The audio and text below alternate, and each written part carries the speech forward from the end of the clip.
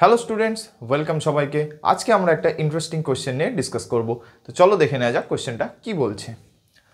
If x to the power 625 equals to 5 to the power x, then value of x, অর্থাৎ x এর মান বার করতে বলেছে।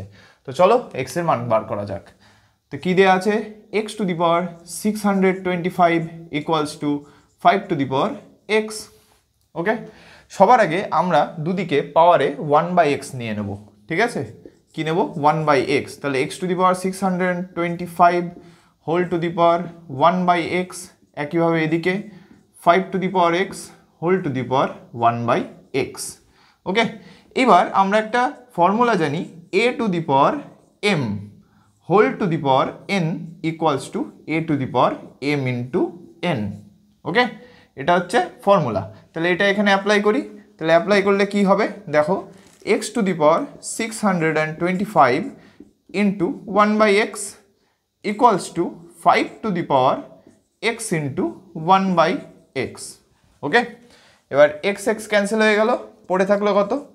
X to the power 625 by x equals to 5।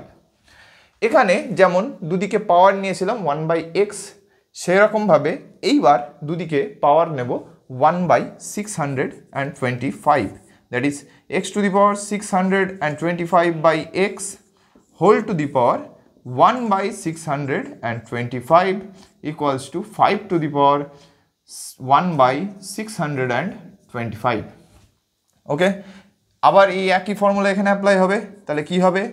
X to the power 625 by x into 1/625 equals to 5 to the power 1/625। এখানে 625 cancel out হয়ে গেল, পড়ে থাকলো কত সেটা আমি এদিকে লিখছি। দেখো তাহলে কি হবে, next line x to the power 1/x, এদিকে 1/x পড়ে থাকলো, এদিকে কি হবে 5 টু দি পাওয়ার 1/625। এইবার এই যে 1/625 যেটা, সেইটাকে আমরা একটু অ্যারেঞ্জ করে লিখব।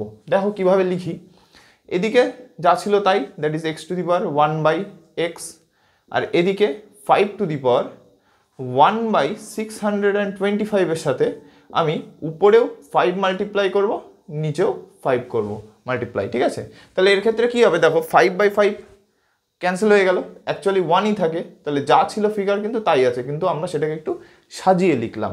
এইবার দেখো এটা কিভাবে ইউজ হয়। ঠিক আছে, নেক্সট লাইন কেমন হবে, x to the power 1/x equals to 5 to the power, এই যে উপরে যে পাওয়ারে যে 5 আছে, উপরে যে 5 সেটা এখানে লিখলাম, ইন্টু 1/ কত আছে 625 ইন্টু 5।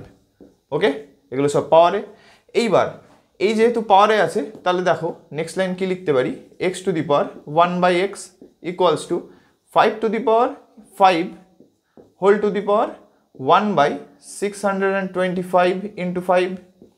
দেখো এই ফর্মুলাটা এইবার কীরকম ছিল, এম ইন্টু এম ফর্মে ছিল, সেখান থেকে a to the power m whole to the power n ফর্মে নিয়ে আসলাম, অর্থাৎ 5 to the power 5 whole to the power 1/625 into 5 আকারে নিয়ে আসলাম।